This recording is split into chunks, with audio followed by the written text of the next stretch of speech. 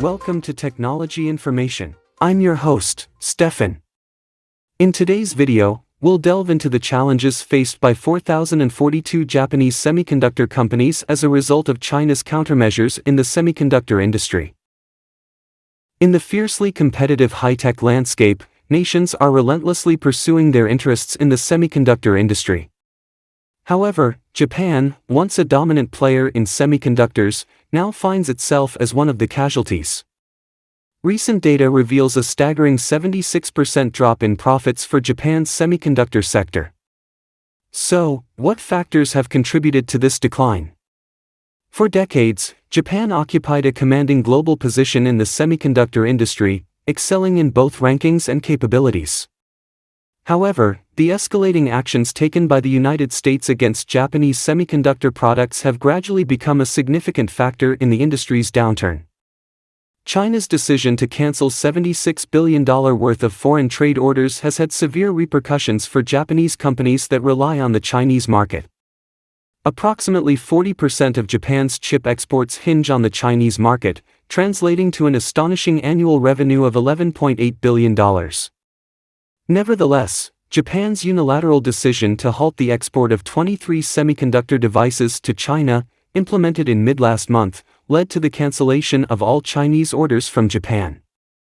This has placed Japanese domestic companies in a precarious situation. It's imperative to recognize that this isn't solely a setback for Japanese companies but also underscores China's pivotal role in the global semiconductor landscape. As one of the world's largest consumer markets, China's domestic market has become indispensable for global chip manufacturers. The influence of the Chinese market is colossal, with the potential to profoundly impact companies from other nations.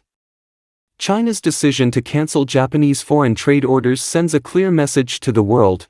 While China is open to cooperation, it also demands recognition of its influence and role in the global market. Simultaneously, Japan's automotive industry, which once held a 37.3% market share, even surpassing German automakers, has been heavily reliant on the Chinese market. However, the severing of ties with the Chinese market has created even greater challenges for Japan's automotive sector. This trade war serves as a wake-up call for Japanese companies, reminding them not to underestimate China, a critical trade partner. In addition to losing its primary overseas market, Japan's labor shortage is another significant reason for business closures. Statistics indicate that due to this labor shortage, 426 Japanese companies were forced to cease operations, accounting for 1/10 of the recent wave of closures. The demographic challenge has begun to erode Japan's long-standing developmental advantages. To address this labor supply issue, Japan has even implemented a policy encouraging individuals over 70 not to retire, with the aim of maintaining economic stability in the face of labor shortages. By 2022, individuals in the 65 to 69 age group are projected to constitute 50.3% of the total labor force. This undeniably underscores Japan's population challenges. However, the labor shortage is just one facet of the numerous challenges Japan confronts. The nation's economic structure grapples with structural issues. On one hand, Japan is experiencing sluggish economic growth, while on the other, its domestic companies are aging and lacking innovation. To confront these challenges, Japan must embark on structural reforms to bolster innovation and competitiveness, enabling it to thrive in a fiercely competitive market. Japan, as an island nation, heavily relies on importing raw materials and resources. Simultaneously, it exports a substantial amount of products such as home appliances and semiconductors to overseas markets.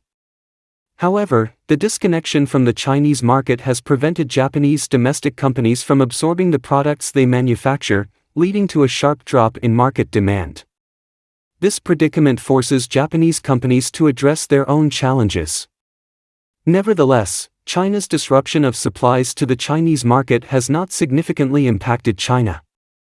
Quite the contrary, China's tech industry is gradually transitioning from technological emulation to independent innovation. For instance, Nora has successfully taken over nearly $8.7 billion worth of domestic orders left vacant by Japanese companies. Northwachwang has achieved a breakthrough in the PVD field. Furthermore, SMIC has made significant strides in mass-producing 5nm etching machines.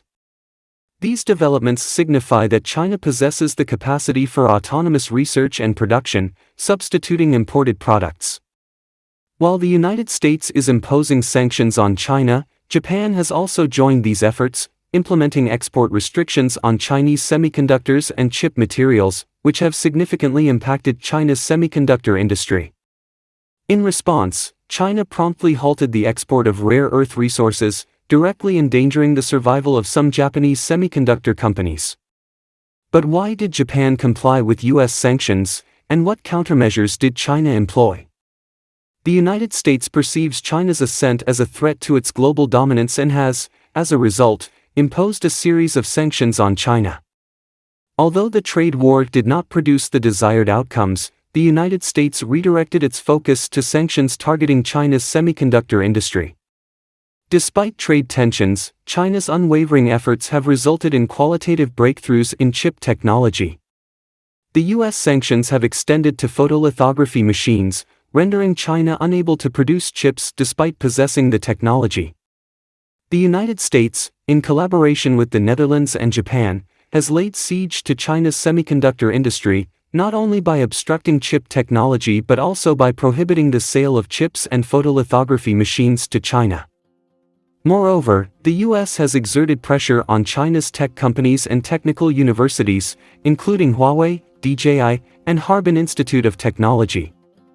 The United States seeks to hinder China's development and halt its technological progress to maintain its own global supremacy. These sanctions are not novel. Any nation that threatens the United States' dominant status, irrespective of alliances, becomes a target of U.S. sanctions. China has become a target because it poses a challenge to U.S. dominance, even prompting its allies to impose sanctions on China. To counter China's technological advancements, the United States has imposed sanctions and blockades, not only in trade but also in the semiconductor technology sector.